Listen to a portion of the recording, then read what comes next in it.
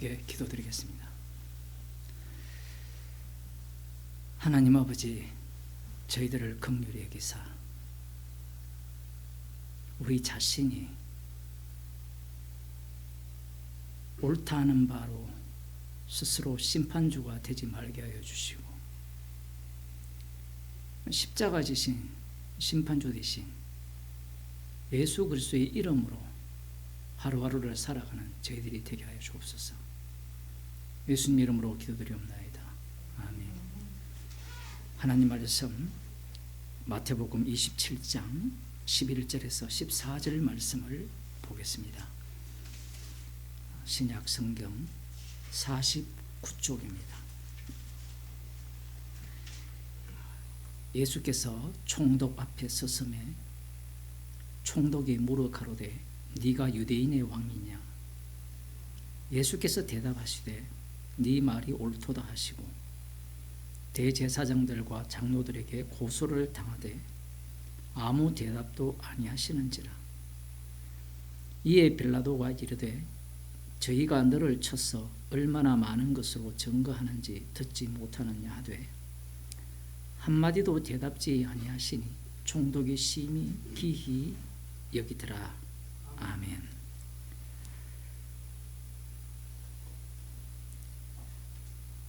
총독 앞에 섰다라는 것은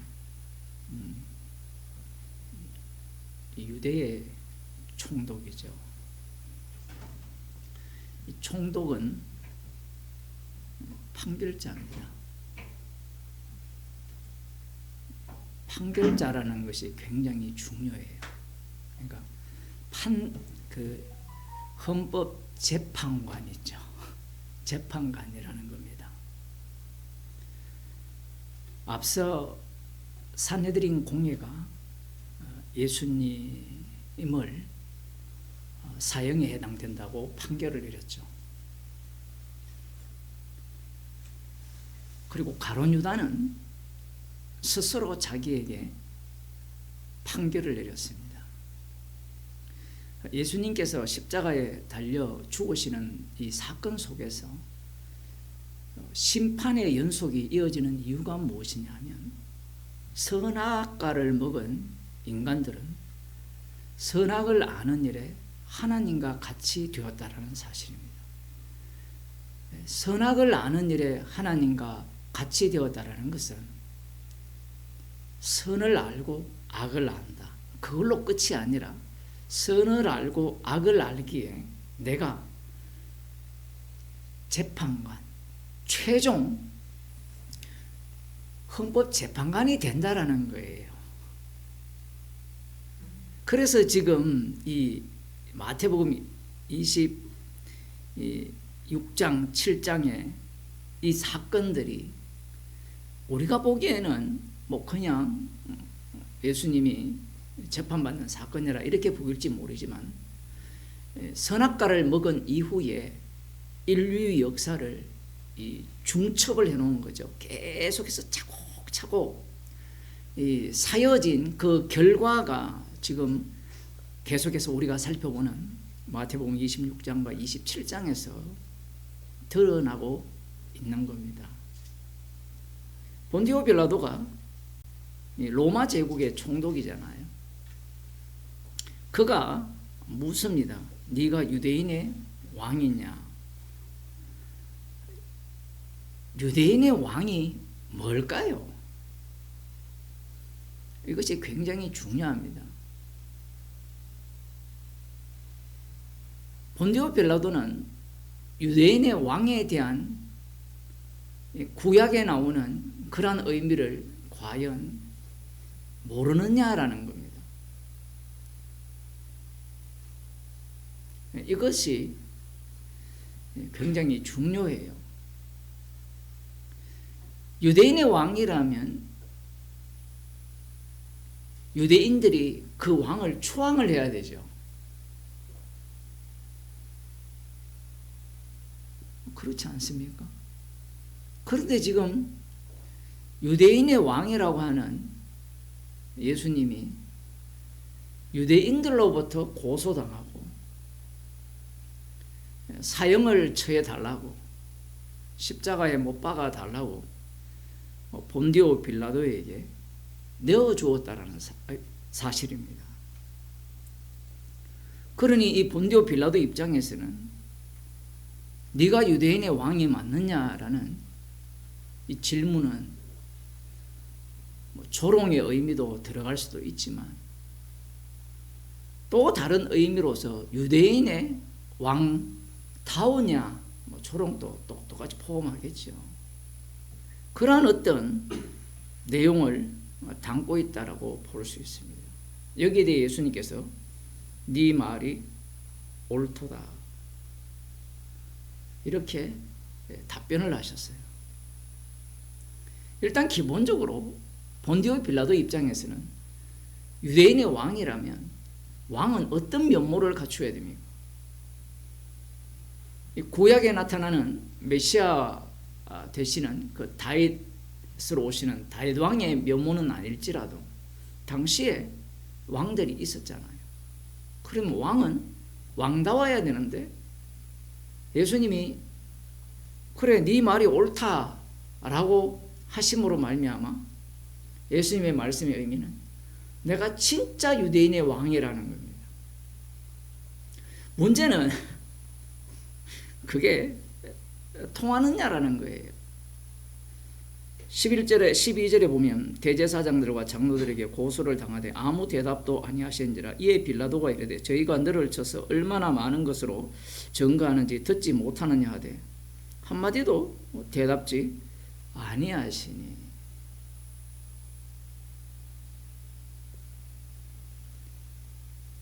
유대인의 왕이라면 어떻게 해야 되느냐, 여기에 대해서 우리들이 살펴봐야 됩니다. 마태복음 2장을 보면 하나님께서 메시아를 보내심에 있어서 그 메시아를 어떻게 보내시느냐, 누구를 통해서 알게 하시느냐라고 하면 예루살렘에 이 메시아 탄생 소식을 누가 전하게 됩니까? 동방으로부터 온 박사들을 통해서 전하게 됩니다. 당시에 대제사장들과 서기관들이 있었죠. 다윗 언약의 성취자가 오시게 된다면 거기에 대한 정보를 그들에게 주시면 얼마나 좋겠습니까? 그런데 정보를 그들에게 주시는 것이 아니라 거의 우리가 보기에는 복음과 상관없는, 물론 이렇게 말하면 디아스포라가 있었지 않습니까? 성경에는 그런 이야기는 없어요. 왜 이 낯선 동방 박사들에게 유대인의 왕이 나신 그 소식을 먼저 전하시느냐라고 하면 예루살렘이 지금 상황이 어떠함을 드러내기 위해서 그렇습니다. 이런 거죠. 마치 이스라엘 자손들이 가나안 땅에 들어가잖아요. 가나안 땅에 들어갔다는 것은 가나안 땅이 어떠한 땅이라는 겁니까? 죄악이 관영한 땅이라는 의미예요. 그것과 비슷하다라고 볼 수도 있습니다. 동방 박사들이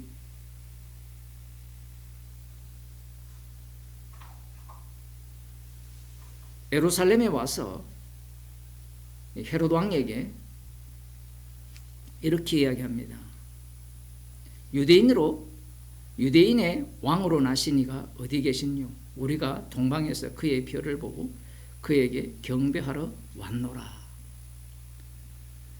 이렇게 이야기를 하면 헤롯 왕은 에돔 족속이잖아요. 헤롯 왕은 기뻐하지 않더라도 예루살렘은 기뻐해야 되지 않을까요? 그런데 마태복음 2장에서는 헤롯 왕과 온 예루살렘이 듣고 소동한지라.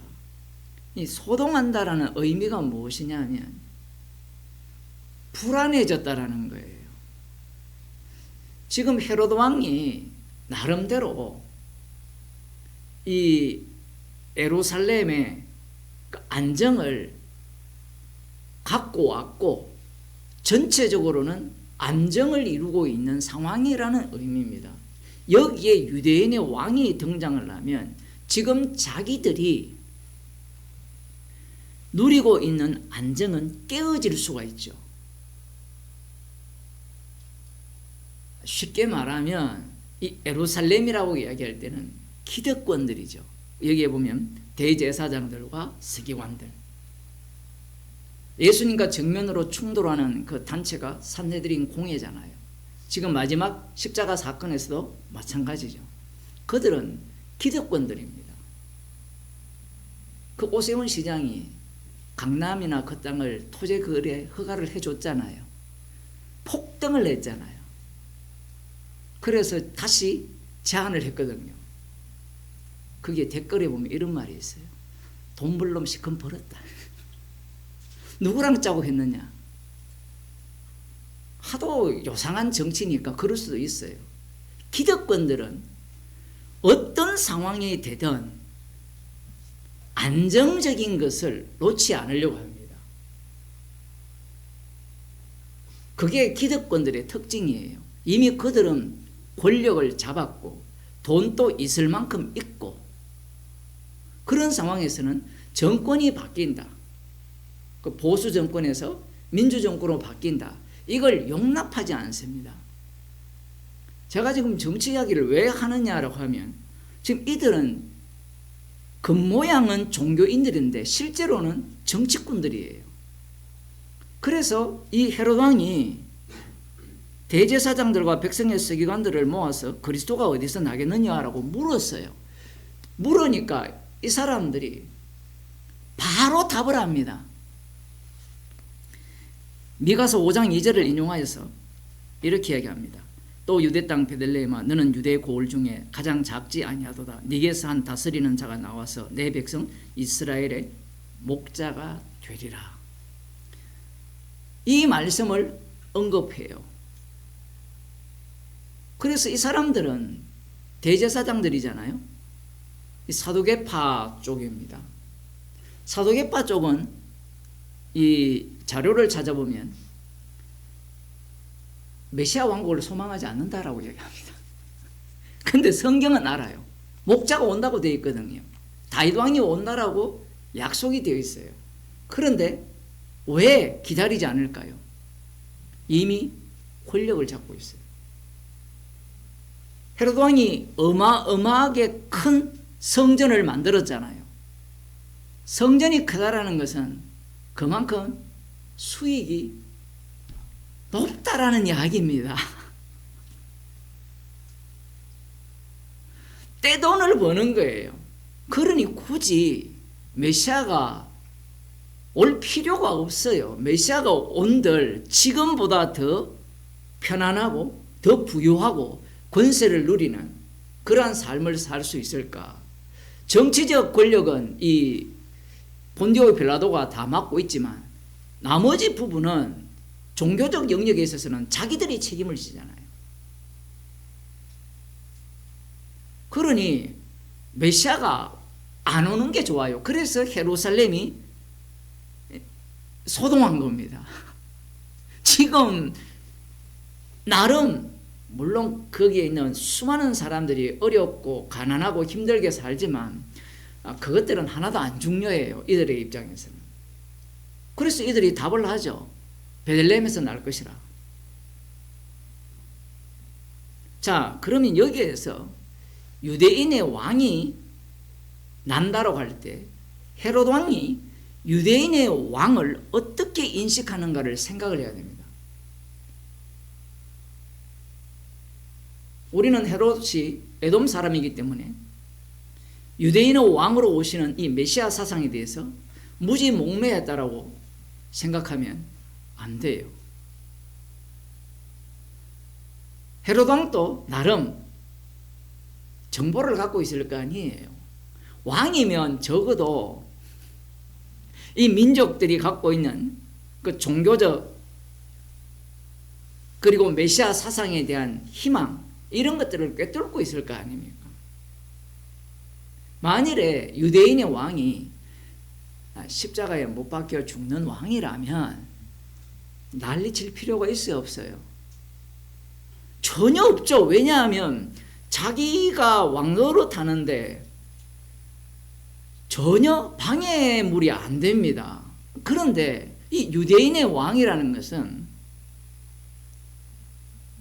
다윗의 자손으로 오시는 다윗 왕이에요. 미가 4장을 봅시다.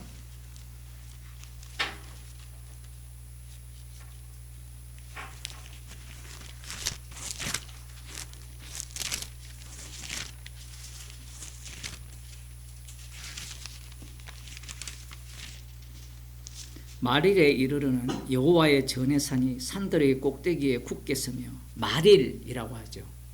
이게 복수로 되어 있거든요. 이것은 마치 사도행전 2장에 나오는 요엘서 예언과 똑같아요. 마지막 날들이라고 되어 있어요. 그래서 성경에는 종말이라고 얘기할 때 한 날로도 말씀을 하시고 날들로도 말씀을 합니다. 한 날은 왜 한 날로 말씀을 하시는가? 이런 것은 꼭 아셔야 돼요. 십자가 사건 때문에 그래요. 예수님의 죽으심과 부활, 그 몸에서 일어나는 사건을 한 날로 본다면, 물론 3일 만에 부활했다 이렇게 표현하지만 그 십자가 사건이 어디까지 미치느냐 하면 주님이 재림할 때까지 미치고 영혼까지 미칠 뿐만 아니라 창세전까지 미쳐요. 예수님이 오시게 되면 창세기조차도 종말 속으로 들어갑니다. 그래서 요한복음 1장에서는 태초에 말씀이 계셨다라고 설명을 해요. 그 말씀은 육신이 되신 그분이 십자가에 못 박혀 죽으시고 부활하신 분이에요. 마지막 날에 여호와의 전에 산이 산들의 꼭대기에 굳게 서며 작은 산들 위에 뛰어나고 민족들이 그리로 몰려올 것이라. 여호와의 전의 산은 시온산이죠. 예루살렘이라고 볼 수 있습니다. 성전이 있는 곳. 그것이 산들의 꼭대기에 선다는 거예요. 이 산은 모든 나라들의 수도라고 볼 수도 있습니다. 모든 민족들이 그리로 몰려갈 것이라, 이렇게 예언하고 있어요. 곧 많은 이방이 가며 이르기를, 오라 우리가 여호와의 산에 올라가서 야곱의 하나님의 전에 이르자. 그가 그 도로 우리에게 가르치실 것이라. 우리가 그 길로 행하리라 하리니, 이는 율법이 시온에서부터 나올 것이요 여호와의 말씀이 예루살렘에서부터 나올 것입니다. 이방이 가며 이르기를, 이렇게 말하죠. 많은 이방인. 그러니까 많은 이방인들이 야곱의 하나님의 전에 이르자라는 거예요. 그러면 이미 세계 열국의 중심이 누가 됩니까? 여호와의 산 예루살렘이 되고 거기에 살고 있는 유대인들이 되겠죠. 이것은 마치 다윗이 예루살렘을 차지하잖아요. 시온성을 차지하고 난 뒤에 전쟁을 펼치면서 주변국들이 모두가 다 조공을 바치게 되잖아요. 솔로몬 왕 때 더 많이 영토가 확장되고 조공 바치는 나라가 더 많아지잖아요. 그것을 생각할 수밖에 없는 겁니다. 3절, 그가 많은 민족 중에 심판하시며 먼 곳 강한 이방을 판결하시리니, 무리가 그 칼을 쳐서 보습을 만들고 창을 쳐서 낫을 만들 것이며, 이 나라와 저 나라가 다시는 칼을 들고 서로 치지 아니하며 다시는 전쟁을 연습하지 아니하고. 솔로몬 때 이러한 시절이 이루어졌죠. 여기에서 뭐라고 말씀합니까? 그가 많은 민족 중에 심판한다는 거예요. 여호와께서 심판주가 된다라는 겁니다. 그러면 여호와께서 심판주가 되신다면 열국들을 어떻게 하겠습니까? 여기에 보면 그들이 창을 쳐서 낫을 만들고 이런 말씀을 할 때 적들을 다 물리치고 평정하겠죠. 열국들을 모두 유대 나라 중심으로 평정을 하는 겁니다. 쉽게 말하면 로마 제국이 모든 주변 나라들을 평정했잖아요. 짐승의 나라의 공통점이 그겁니다. 미가서에서도 똑같이 그 예언을 하고 있는 거예요. 조금 더 봅시다. 각 사람이 자기 포도나무 아래와 자기 무화과나무 아래 앉을 것이라. 그들을 두렵게 할 자가 없으리니 이는 만군의 여호와의 입이 이같이 말씀하셨습니다. 이것은 솔로몬 시절에 평안을 가져온 그것을 상징하는 겁니다. 만민이 각각 자기의 신 이름을 빙자하여 행하되 오직 우리는 우리 하나님 여호와 이름을 빙자하여 영원히 행하리로다. 그러니 여호와 이름을 빙자하여 영원히 행하면 자기 신들의 이름을 행하는 자들을 어떻게 하겠습니까? 심판하겠죠.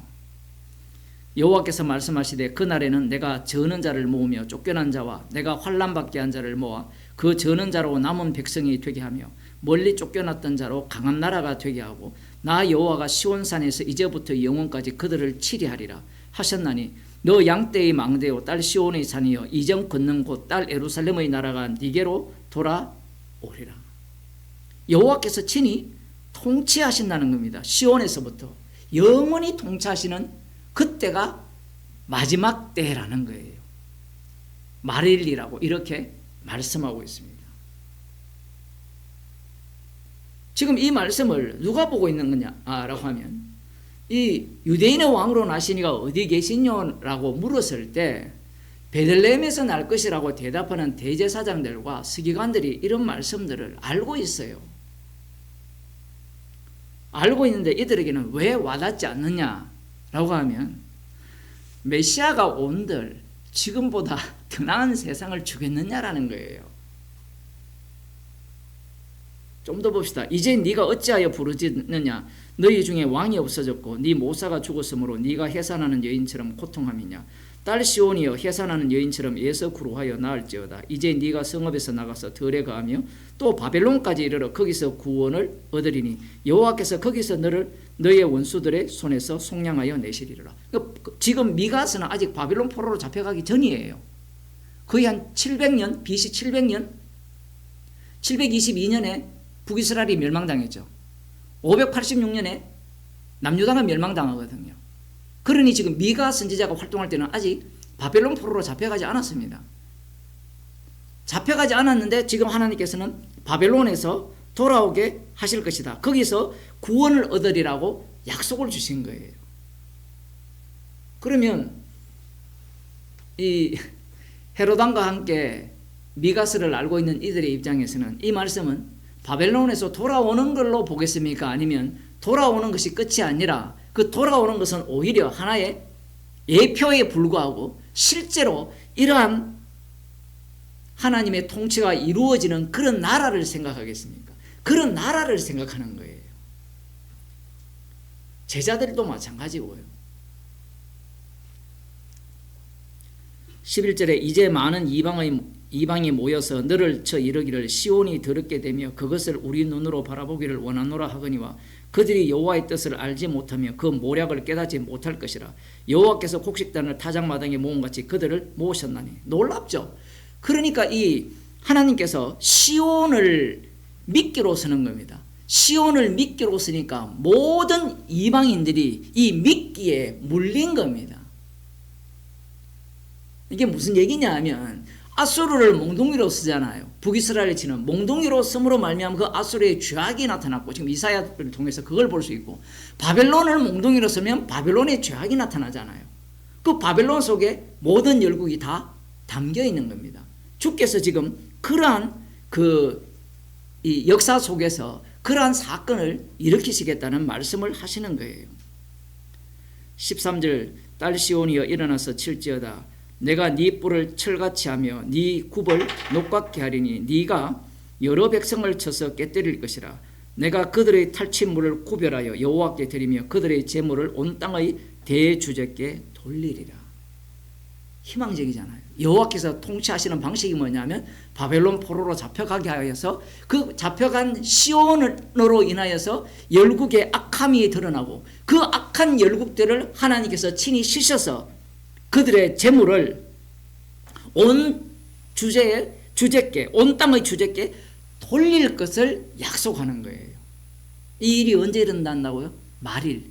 그런데 그게 말일이었습니까? 아니었습니까? 말일의 의미가 이중적이죠. 바벨론 포로로 잡혀가고 돌아오는 그 시점도 말일이지만 이것은 역사적으로 일어난 이 사건이 최종적으로 일어날 사건의 그림자에 불과한 겁니다. 자, 여기에서 우리가 생각해야 되는 게 그거예요.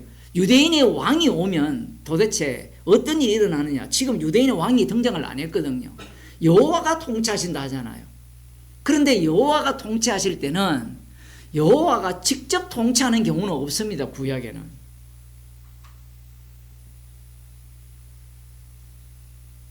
왕을 요구한 이스라엘에게 다윗 왕을 세워서 여호와가 왕이심을 전가하는 방식이에요. 그게 사무엘상 8장에 보면 여호와의 왕됨을 원치 않아서 열방과 같은 왕을 그들이 원하잖아요. 구하잖아요. 그래서 하나님께서 왕을 주십니다.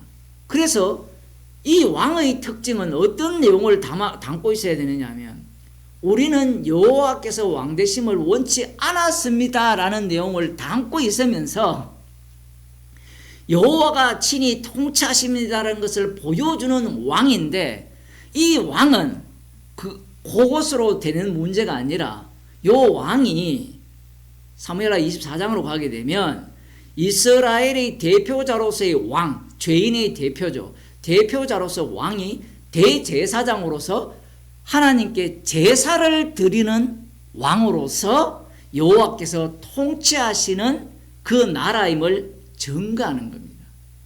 그러니 통치의 방식이 뭐냐 하면 열방과 같이 강한 힘과 이 군사력으로 통치하는 것이 아니라 대제사장의 모습으로 통치하는 거예요. 그게 본래 다윗 왕을 통해서 보여주는 이스라엘의 왕의 모습이에요. 그런데 문제가 뭐냐면 그 다윗 이후에 그 아들들도 마찬가지고 후계자들도 마찬가지고 이 왕은 어떤 왕의 모습을 보이느냐 하면 자기가 직접 통치하는 왕의 모습을 보여요. 힘의 왕. 힘의 왕을 보이는 겁니다. 군사력의 왕. 그 세상 열방과 같은 그러한 왕행세를 하는 거예요. 다시 돌아와서 여호와께서 통치를 하실 때는, 이스라엘을 통치할 때는 왕을 통해서 통치를 합니다. 그런데 여기에서도 보면 그들의 탈취물을 구별하여 이렇게 나오잖아요. 실제로 다윗 왕도 그렇게 했잖아요. 군사력을 갖고 적들을 물리쳤잖아요. 그러니까 그런 말씀들을 보게 되니까 유대인의 왕으로 오시게 되면 이 왕은 이러한 일, 그 열국들을 치고 그들을 모두 다 굴복시키고 그들의 재물을 온 땅의 주제께 돌리는 일을 할 것이다 라고 생각할 수밖에 없는 겁니다. 그 다음 5장으로 가서 딸 군대여 너는 때를 모을지어다. 그들이 우리를 애워쌌으나 막대기로 이스라엘 재판자의 뺨을 치리로다. 참 말씀이 되게 어렵죠. 딸 군대여 너는 때를 모을지어다. 그들이 우리를 애워쌌으나 막대기로 이스라엘 재판자의 뺨을 치리로다. 이스라엘의 재판자가 누굽니까? 여호와 하나님이거든요. 그러한 조롱을 당한다는 건데 베들레헴 에버라다야 너는 유다 족속 중에 작을지라도 이스라엘을 다스릴 자가 네게서 내게로 나올 것이라. 그의 근본은 상고의 태초이니라. 이렇게 나오거든요. 이스라엘을 다스릴 자가 나올 것이다. 그 이스라엘을 다스릴 자 베들레헴 에버라다는 어느 동네입니까? 이새의 고향이죠. 다윗의 고향이잖아요.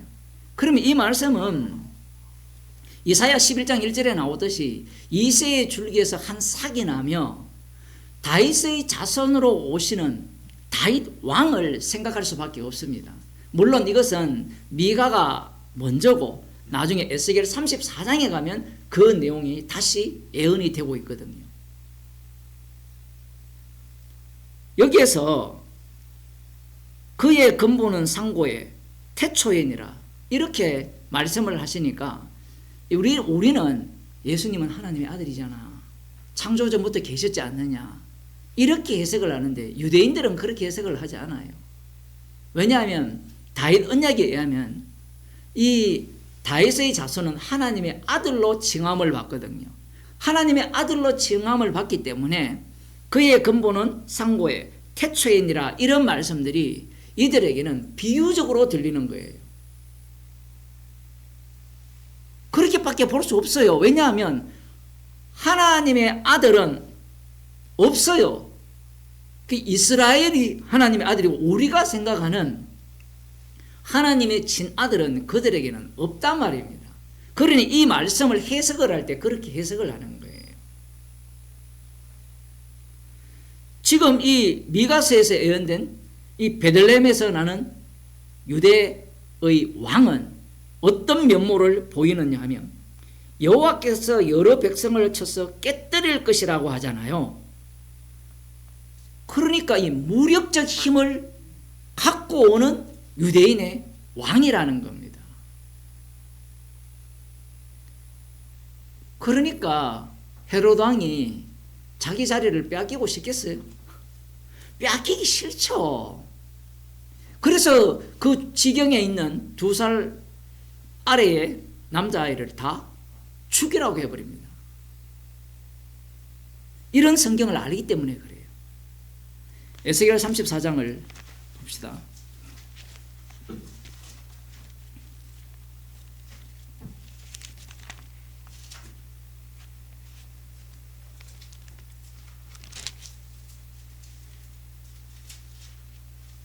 (20절부터) 보면 그러므로 주 여호와께서 그들에게 대하여 말씀하시기를 나 곧 내가 살찐 양과 파리한 양 사이에 심판하리라. 여호와께서 심판하신다고 계속 이야기를 해요.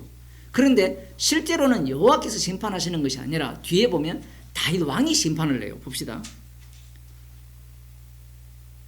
21절 너희가 옆구리와 어깨로 밀들이고 모든 병든 자를 뿔로 받아 무리로 밖으로 흩어지게 하는도다. 그러므로 내가 내 양떼를 구원하여 그들로 다시는 노략거리가 되지 않게 하고 양과 양 사이에 심판하리라.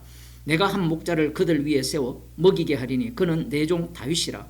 그가 그들을 먹이고 그들의 목자가 될지라. 지금 마태복음 2장에서 그들이 인용한 구절이 미가서죠. 그리고 에스겔도 인용하죠. 내 백성 이스라엘의 목자가 되리라, 이렇게 말씀하고 있거든요. 그러니까 지금 다스리는 자 목자가 누구냐면 다윗이에요. 그러면 다윗은 어떤 인물입니까? 구약에 들어가 보면 이 군사력이 만만치 않은 인물이잖아요.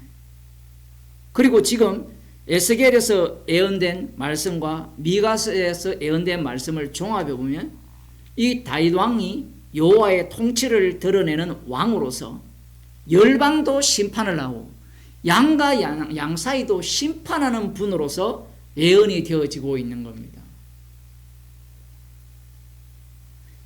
이러한 유대인의 왕이 오신다는 거예요. 그러니까 이 헤롯 왕이 가만히 있겠습니까? 그런데 흥미로운 지점은 이 대제사장들과 서기관들이 가만히 있는다는 거예요. 우리 같으면 미가서를 알고 있다면 에스겔도 알고 있고 같이 다 알고 있는 거거든요. 이사야 선지자도 다 알고 있어요. 그러면 유대인의 왕으로 오시는 분이라면 환영하지 않겠습니까? 흥미로운 지점은 이런 겁니다. 제자들 같은 경우에는 메시아를 되게 소망을 하는 것 같이 보이죠. 그리고 일반 민중들은 가난한 사람들이 있죠. 그들은 메시아를 되게 소망을 해요. 대조적으로 이 대제사장이나 서기관들, 산헤드린 공회는 메시아를 기다리지 않아요. 이 성경이 이런 것들이 굉장히 흥미로운 겁니다.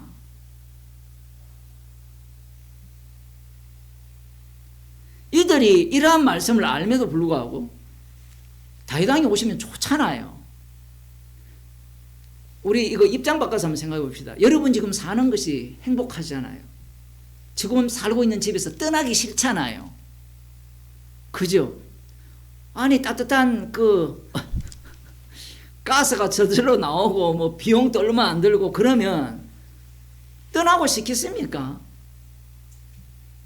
안 떠나고 싶잖아요. 지금 우리가 이 대제사장들과 서기관들의 입장을 이해를 해야 돼요.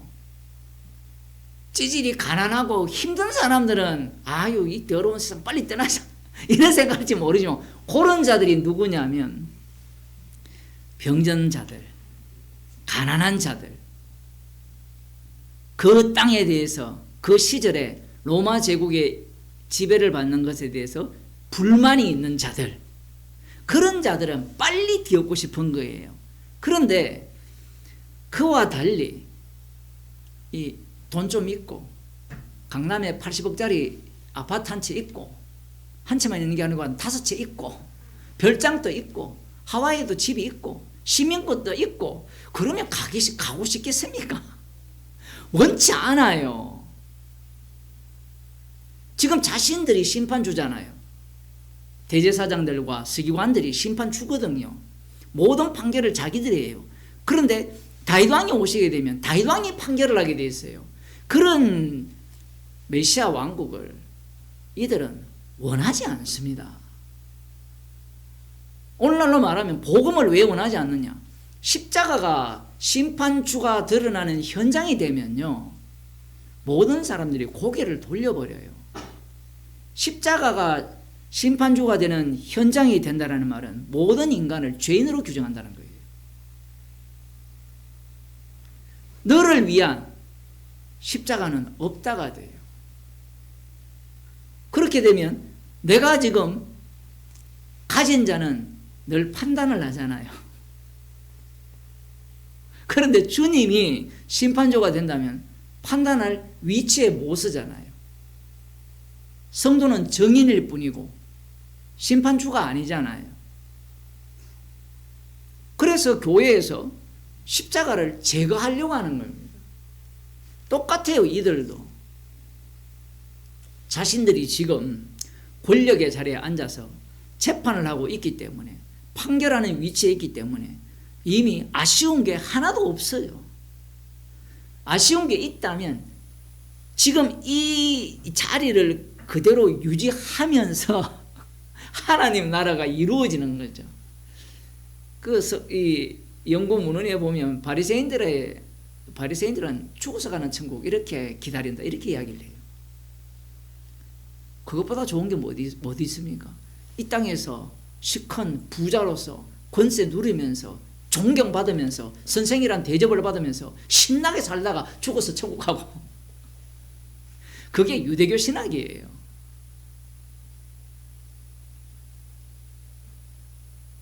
유대인의 왕이냐라고 물었을 때 헤롯 왕이 분노했잖아요. 그럼 본디오 빌라도는 왜 분노하지 않습니까? 꼬라지가 유대인의 왕 모양이 아니잖아요.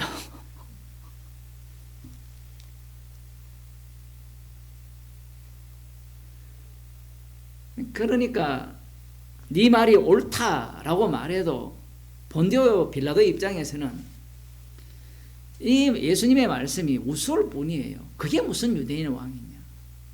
그러면 우리가 지금 에스겔이나 미가스에 보게 되면 유대인의 왕은 어떤 면모를 보여야 되죠?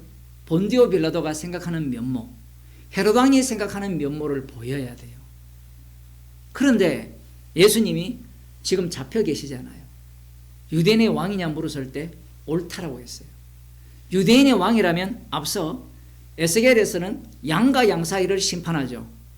미가서에서는 온 열방을 심판을 하죠. 그죠? 그러면 그 말씀은 어떻게 되느냐라는 거예요. 여러분 스스로 한번 답변해 보세요. 그러면 우리는 이 심판을 어디로 돌립니까? 예수님의 재림으로 돌려버리죠. 예수님이 재림하시면 그러한 심판이 이루어진다라고 이야기를 하는데, 성경은 분명히 재림하실 때의 심판이 맞아요. 그런데 그 심판 자체가 십자가에서 이미 다 이루었잖아요. 다 이루었으면 천국 갈자와 지옥 갈자가 확정이 된 거예요. 심판이 끝나버렸어요. 마귀와 싸워서 십자가로 승리를 하셨잖아요. 승리를 하신 것이 하셨다라고 드러나는 시점이 주님이 재림하시는 최종 심판 때예요. 무슨 얘기냐면 승리하시지 않았다면 최종 심판이 없는 겁니다. 그래서 그러면 예수님께서 십자가로 승리를 했다고 했을 때 그러면 이 승리한 모습은 심판주의 면모를 보이는 거잖아요. 그 면모가 어떻게 드러나느냐라는 거예요. 시편 110편입니다.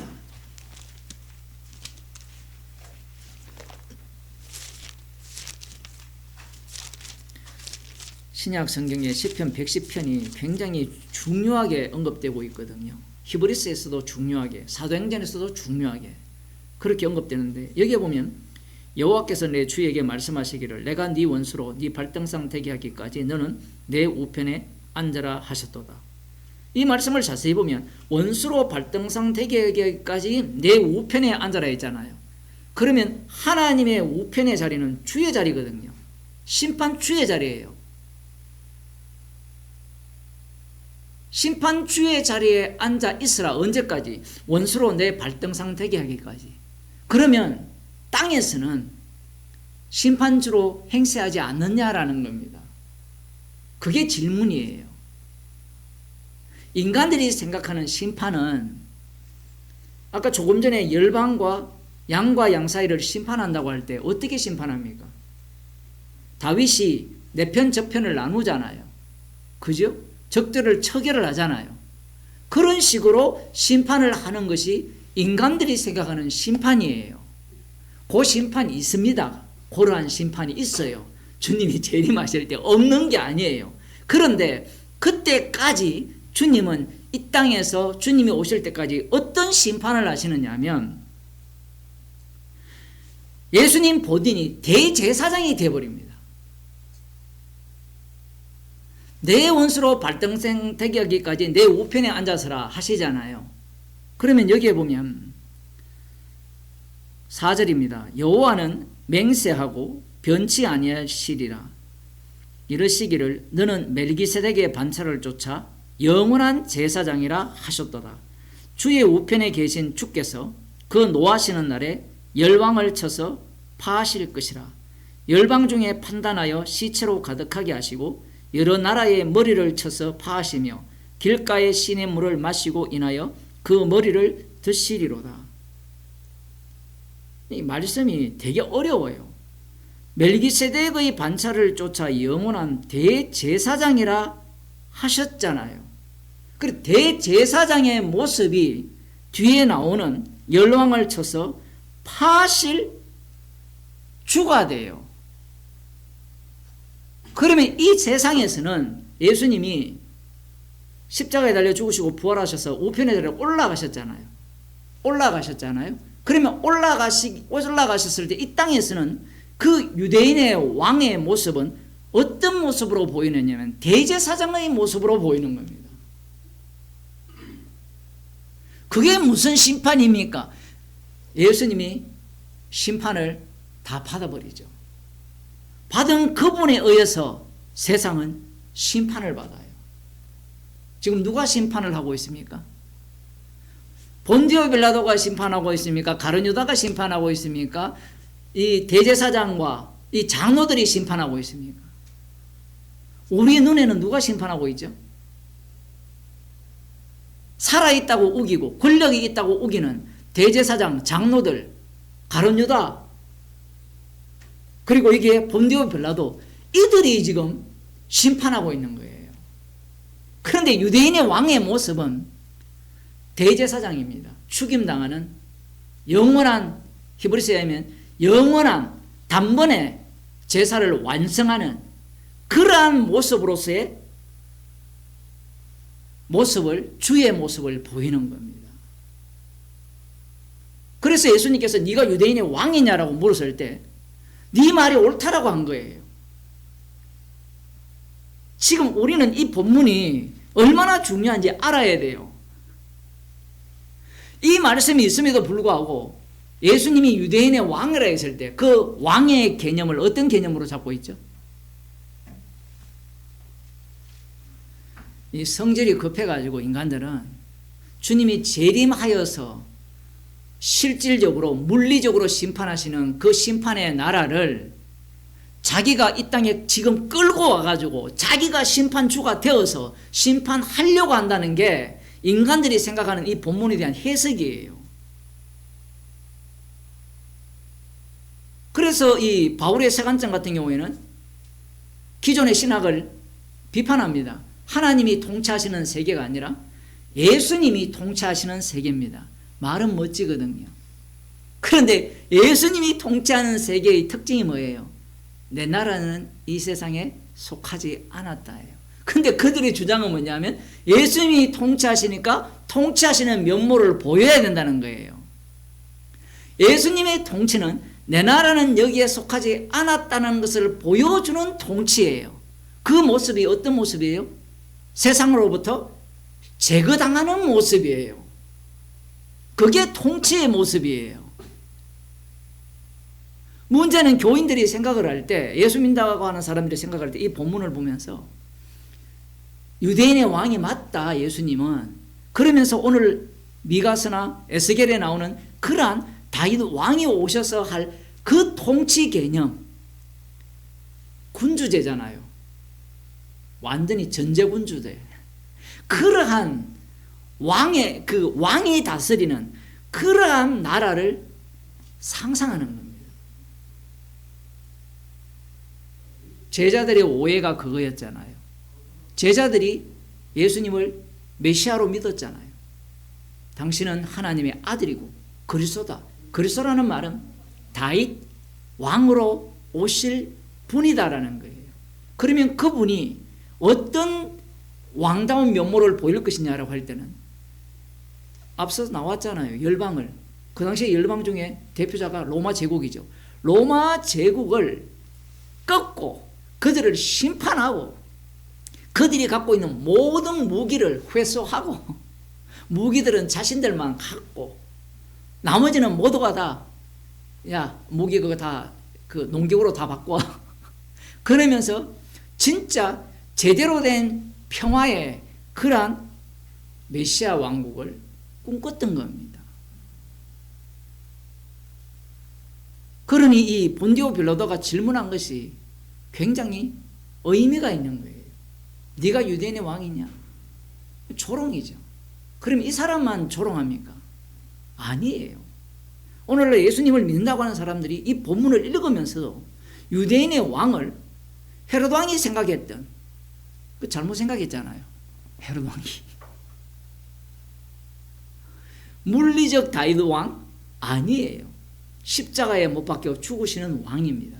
그게 시편 110편에 나오는 거예요. 내 원수로 발등상 되게 하기까지, 발판 되게 하기까지 너는 내 우편에 앉아서라. 그러면 이 땅은 어떻게 왕노릇 하시느냐? 다시 말씀드립니다마는 십자가의 피로 왕노릇 하는 겁니다. 기도하겠습니다. 하나님 아버지, 말씀을 연구하면 연구할수록 우리의 욕망과 탐심만 가득해짐을 봅니다.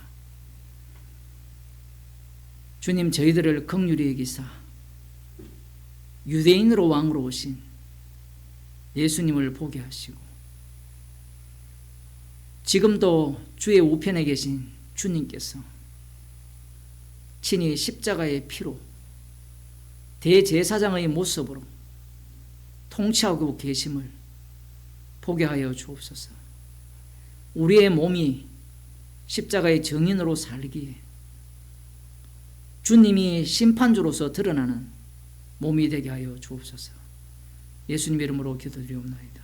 아멘. 하늘에 계신 우리 아버지여, 이름이 거룩히 여김을 받으시오. 나라의 임하시오며 뜻이 하늘에서 이루어진 것 같이 땅에서 이루어지이다. 오늘날 우리에게 일용할 양식을 주옵시고 우리가 우리에게 죄진 죄를 사하여 준 것 같이 우리 죄를 사하여 주옵시고 우리를 시험에 들게 하지 마옵시고 다만 악에서 구하옵소서.